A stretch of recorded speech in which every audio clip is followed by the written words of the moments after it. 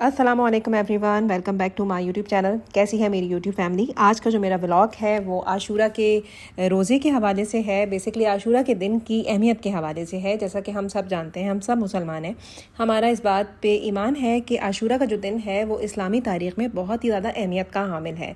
आशूरा के दिन की बरकत भी नबी पाक सल्लल्लाहु अलैहि वसल्लम की तमाम तर अहादीस से साबित है। इसके अलावा आशूरा के दिन बहुत बड़े बड़े काम हुए थे। हज़रत मूसा अलैहिस्सलाम की जो कौम थी उनको फ़िरौन से आज़ादी मिली थी। इसके अलावा अल्लाह ताला का जो अर्श है वो 10 मुहर्रमुल हराम यानी कि आशूरा के दिन बना था, और हज़रत आदम अलैहिस्सलाम को जो माफ़ी मिली थी वो भी आशूरा के दिन मिली थी। और इसके अलावा तारीख़ इस्लाम का सबसे बड़ा वाक़या यानी कि हज़रत इमाम हुसैन अलैहिस्सलाम की जो शहादत है वो भी आशूरा के दिन ही हुई थी। तो इस एतबार से भी ये दिन काफ़ी अहमियत का हामिल है। मुसलमानों के डिफरेंट स्कूल ऑफ थाट्स और डिफरेंट जो हमारे इस्लामी तबक़ात हैं या इस्लामी फ़िरक़े हैं वो डिफरेंट तरीके से इस दिन को मनाते हैं और अपनी कैपेसिटी में रहते हुए मुख्तलिफ़ चीज़ें करते हैं। जैसे कहीं अज़ादारी की और ज़िक्र की महफ़िलें मुनक़िद की जाती हैं, तो कहीं पे लंगर का एहतमाम होता है। फ़िरका वारियत से बालातर हो के लोग लंगर का एहतमाम करते हैं और सबीले लगाते हैं। इसके अलावा लोग रोज़े रखते हैं 9 और 10 मुहर्रम के, क्योंकि 9 और 10 मुहर्रम के रोज़े की अहमियत है। असल में इसका बैकग्राउंड कुछ इस तरह से है कि नबी पाक सल्लल्लाहु अलैहि वसल्लम जब मदीने में गए थे तो वहाँ पे उन्होंने देखा कि यहूदी 10 मुहर्रमुल हराम यानी कि आशूरा के रोज़े का एहतमाम करते थे। नबी पाक सल्लल्लाहु अलैहि वसल्लम ने वजह पूछी तो उन्होंने बताया कि हम 10 मुहर्रम का रोज़ा इसलिए रखते हैं क्योंकि इस दिन हमें फ़िरौन से आज़ादी मिली थी और इस दिन फ़िरौन गर्क हुआ था।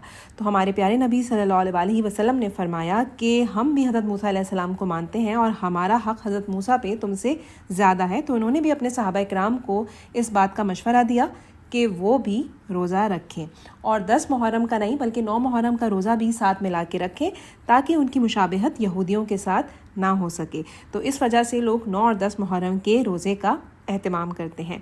इसके अलावा फ़िरका वारियत से बालातर हो के हर कोई लंगर बांटता है, यानी कि खाने में कुछ ना कुछ बना के बांटा जाता है, या फिर शरबत की, पानी की और जूसेस की सबीलें लगाई जाती हैं। वैसे भी आजकल गर्मी बहुत ज़्यादा है, तो अगर ये काम नेकी समझ के किया जाए तो बहुत ही अच्छी बात है।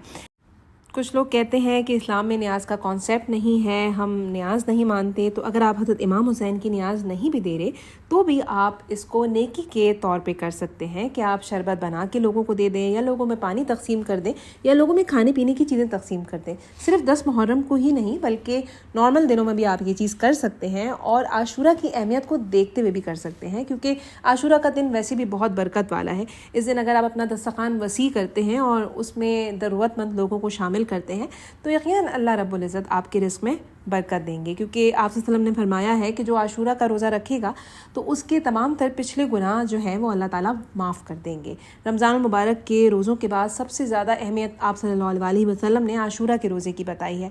तो कोशिश करें कि अगर आप इन रोज़ों को इतने अक़ीदत और एहतराम के साथ रखते हैं तो इन 2 दिनों में अपने दस्तरखान को इतना वसी करें कि इसमें ज़रूरतमंद लोगों का हिस्सा भी रखें और उन्हें भी खाने के लिए चीज़ें ज़रूर तक़सीम करें। जैसा कि हम सब जानते हैं कि तारीख़ इस्लाम का सबसे अहम और सबसे बड़ा वाक़या करबला 10 मुहर्रमुल हराम यानी कि आशूरा के दिन पेश आया था। इस दिन हमारे प्यारे नबी सल्लल्लाहु अलैहि वसल्लम के प्यारे नवासे हज़रत इमाम हुसैन अलैहिस्सलाम को बेदर्दी से शहीद कर दिया गया था। इसके अलावा 9 मौलूद छोटे बच्चों को भी नहीं छोड़ा गया था। पहले ही लोगों पे पानी बंद था और फिर छोटे बच्चों को भी शहीद कर दिया गया। इसके अलावा जितनी भी बीबियाँ और बेटियाँ वहाँ थीं उन सब को बेआबरू किया गया था। हम सब इन वाक़यात और हालात से वाकिफ़ हैं, तो हम सब पे फ़र्ज़ है कि हम इस दिन की अहमियत को समझें और उनकी क़ुरबानियों को समझें कि उन्होंने दीन इस्लाम के लिए इतनी बड़ी क़ुरबानी दी। असल में इस वाक़े का एसेंस क्या है, इस वाक़े से हमें क्या तरग़ीब मिलती है, हमें उस पे अमल करना चाहिए, ना कि ये कि हम एक दूसरे से इस वाक़े से रिलेटेड इख्तिलाफ़ करते रहें और बातें करते रहें।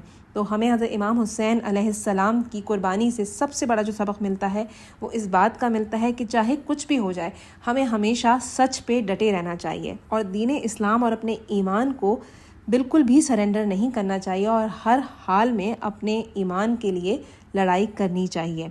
और दूसरा जो सबक मिलता है वो मिलता है हमें आला जो मिसाल मिलती है वो सब्र की मिलती है कि कैसे भी चाहे हालात हो जाएं हमें अपना सब्र का दामन नहीं छोड़ना चाहिए और हमें बातिल को किसी भी तौर तस्लीम नहीं करना चाहिए। یہ ہے وہ امپورٹنٹ لیسن جو ہمیں ملتا ہے واقعہ کربلا سے. بس اللہ تعالیٰ سے دعا ہے کہ اللہ تعالیٰ ہم تمام تر مسلمانوں کو صبر کرنے کی توفیق دے اور حق پہ ڈٹ جانے کی توفیق عطا فرمائے, اور باطل سے بچنے کی اور باطل کے آگے نہ جھکنے کی ہمارے اندر ہمت اور طاقت دے. آمین. اب میں آپ کو یہاں دکھا رہی ہوں اپنی پریپریشن جو کہ میں کر رہی تھی عاشورہ کے روزے کے لیے. عاشورہ کے روزے کا افطار پریپیئر کر رہی تھی. اس کے علاوہ میں نے شربت بنایا تھا بانٹنے کے لیے, کیونکہ میں جس جگہ پہ رہتی ہوں وہاں کافی سارے ریسٹورینٹس ہیں اور وہاں بہت سارے جو ہیں وہ ڈیلیوری گائز کھڑے ہوتے ہیں. موسٹلی یہ ڈیلیوری گائز ہمارے دیسی ہی بھائی ہوتے ہیں, جس طرح بہت ساروں کا تعلق پاکستان, بنگلہ دیش اور انڈیا سے ہوتا ہے. تو میری کوشش ہر اوکیزن پہ, ہر خاص موقع پہ یہی ہوتی ہے کہ اپنے وہ پردیسی بھائی جو اپنے ملکوں سے بہت دور آ چکے ہیں اور ان کی فیملیز بھی یہاں نہیں رہتی, کیونکہ جب فیملی ہوتی ہے تو ہم ہر تہوار کا اور ہر دن کا اہتمام بہت اچھے طریقے سے کرتے ہیں, لیکن جب ہم اپنی فیملی سے ہی دور ہوتے ہیں تو ہمیں نہ تہوار کا پتہ چلتا ہے نہ ہی کسی خاص دن کا. تو میری کوشش ہوتی ہے کہ ان لوگوں کو بھی اسپیشل فیل کرایا جائے جو کام کے سلسلے میں یہاں پہ آئے ہوئے ہیں اور اپنی فیملی سے دور ہیں, اپنے ملک سے دور ہیں, اپنے کلچر سے دور ہیں. تو جب وہ کچھ بھی ایسی چیز ہوتے ہوئے دیکھتے ہیں جو ہمارے کلچر اور ہماری تہذیب میں عام ہے تو وہ اس چیز سے ریلیٹ کر پاتے ہیں اور انہیں بہت خوشی ہوتی ہے. تو میں نے بھی اس پرپس کے لیے بنایا تھا شربت, اور میں نے بنایا تھا ویجیٹیبل پلاؤ. ویجیٹیبل پلاؤ بنانے کی وجہ یہ تھی کہ بہت سارے رائڈرز ایسے بھی ہوتے ہیں جو کہ مسلم نہیں ہوتے اور وہ گوشت نہیں کھاتے, چکن نہیں کھاتے, وہ ویجیٹیرین ہوتے ہیں. تو اس لیے میں نے ویجیٹیبل پلاؤ بنایا تھا, اور اس کے علاوہ میں نے یہ جو روح افزا ہوتا ہے, خاص محرم کا جو شربت ہوتا ہے, وہ بنایا تھا. پھر ہم وہ بانٹنے گئے تھے اور نیچے جا کے ہم نے سب میں ڈسٹریبیوٹ کیا تھا. اس کے بعد اوپر آ گئے تھے. ڈسٹریبیوشن کی ویڈیو میں نے اس لیے نہیں بنائی کیونکہ مجھے اچھا نہیں لگتا کہ اگر میں کسی ضرورت مند کو کوئی چیز دوں اور اس کی ویڈیو کو کیپچر کروں تو اس کی عزت نفس مجروح ہو. تو اس وجہ سے ہم نے ویڈیو نہیں بنائی. اور باقی کی جو ویڈیو ہے وہ ہے میری افطار کی پریپریشن کی. پراٹھے تو میں نے آپ کو بناتے ہوئے دکھا دیے کہ پوری پراٹھے کس طرح سے بنتے ہیں. اب یہاں پہ میں دہی بڑوں کی تیاری کر رہی ہوں. دہی بڑے میرے ہسبینڈ کو بہت زیادہ پسند ہیں, اسپیشلی میرے ہاتھ کے جو میں ماش کی دال کے سافٹ دہی بڑے بناتی ہوں, تو یہ میں اسپیشلی ان کے لیے بنا رہی ہوں. یہاں پہ میں دہی کو پھینٹ رہی ہوں. اس میں بس میں املی کی چٹنی ملاؤں گی اور تھوڑا سا میں اس میں ہاٹ ساس ملاتی ہوں, اور اگر آپ چاہیں تو اس میں تھوڑی سی پودینے کی گرین چٹنی بھی ملا سکتے ہیں. لیکن بہرحال مجھے پودینے کی گرین چٹنی دہی بڑوں میں اتنی اچھی نہیں لگتی, اس لیے میں املی کی چٹنی اور ریڈ ساس ڈالتی ہوں اور تھوڑا سا چاٹ مسالہ. ہمارے دہی بڑے تیار ہو چکے ہیں. اب ہے باری قیمے کی. قیمے کو ذرا میں بھون لوں. یہاں پہ میں نے بنایا ہے کھڑے مسالے کا قیمہ. کبھی ٹائم ملا تو ریسیپی ضرور شیئر کروں گی, ابھی اس ایپیسوڈ میں اتنا ٹائم نہیں ہے. بہرحال پراٹھے کا تو آپ نے پروسیس دیکھا تھا. پراٹھے میں میں نے ملایا تھا آٹے کے اندر گھی, ملک, چینی, نمک اور میدا. اس طرح سے میں نے پوری پراٹھے کا آٹا بنایا تھا. اچھا, کچھ لوگ پوری پراٹھے میں ایک بیٹر لگاتے ہیں جس میں وہ گھی اور میدا ڈالتے ہیں, لیکن میں بیٹر لگا کے نہیں بناتی. میں پوری پراٹھا سمپل طرح سے بناتی ہوں, جس طرح سے پوری بناتی ہوں. بس میں اس کے بیچ میں کسی بھی فورک یا نائف کے ساتھ چھوٹے چھوٹے سے کٹس لگا دیتی ہوں تاکہ یہ پراٹھا پھول نہ سکے پوری کی طرح اور اس میں پراٹھے والا شیپ آئے.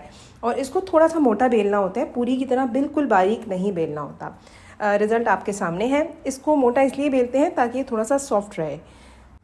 یہاں پہ میں اوپن کر رہی ہوں اپنے پاکستانی رحمت شیری کے گلاب جامن. اچھا, یہ جو ہے یہ فروزن والے گلاب جامن ہیں. یہ آرام سے پاکستانی مارکیٹ میں آپ کو مل جائیں گے. اس کو لا کے آپ نے ڈی فروسٹ کر کے تھوڑا سا مائکرو ویو میں گرم کر لینا ہے, اور اگر ٹھنڈے پسند ہے تو ٹھنڈے ہی کھا لیں, ویسے ہی سرو کر دیں. افطار ہو اور افطار میں پکوڑے نہ ہوں, ایسا نہیں ہو سکتا. میرے گھر کی افطار پکوڑوں کے بغیر مکمل نہیں ہوتی. میں جانتی ہوں پکوڑے تھوڑے انہیلدی ہوتے ہیں, لیکن پکوڑوں کے بغیر مزہ نہیں آتا. تو بہرحال میں نے تھوڑے سے آلو کے اور تھوڑے سے مکس پکوڑے بنائے تھے افطار کے لیے. اس کے علاوہ دہی بڑے, چھولے کی چاٹ اور قیمہ, پوری پراٹھا, اور اس کے ساتھ ہمارے پاس یہ اسپیشل محرم والا جو شربت ہوتا ہے وہ تھا. اچھا, میری بیٹی کو اس شربت کے اندر نٹس اتنے پسند نہیں ہیں, جیلی پسند ہے, تو میں نے تھوڑی سی نٹس کے ساتھ ساتھ جیلی بھی ایڈ کر دی تھی تاکہ شربت میں کچھ چیزیں ان کی پسند کی بھی ہو جائیں. الحمدللہ ساری چیزیں آن ٹائم تیار ہو گئی تھیں اور ٹائم پہ ہی میں نے اس کو ٹیبل پہ سرو کر دیا تھا, اور ہم لوگوں نے مغرب کے ٹائم پہ ہی افطار انجوائے کیا. بس اللہ کا شکر ہے کہ اللہ تعالیٰ نے ہمارے رزق میں اتنی برکت دی ہے. میری دعا ہے کہ اللہ تعالیٰ ہمارے تمام تر پاکستانیوں اور مسلمان بھائیوں کے رزق میں خیر و برکت دے, اور وہ لوگ جو اپنی مشکلات اور پریشانیوں کے ساتھ اس وقت لڑ رہے ہیں ان کی مشکلات اور پریشانیاں دور کرے, اور ہم سب کو توفیق دے کہ جب بھی ہم اپنے دسترخوانوں کو وسیع کریں تو ضرورت مندوں کو اور اپنے رشتہ داروں اور دوستوں کو اس میں ضرور یاد رکھیں. پھر ملوں گی ایک نئی ایپیسوڈ کے ساتھ. امید کرتی ہوں آج کی ایپیسوڈ آپ کو پسند آئی ہوگی. مجھے اجازت دیجیے. اللہ حافظ.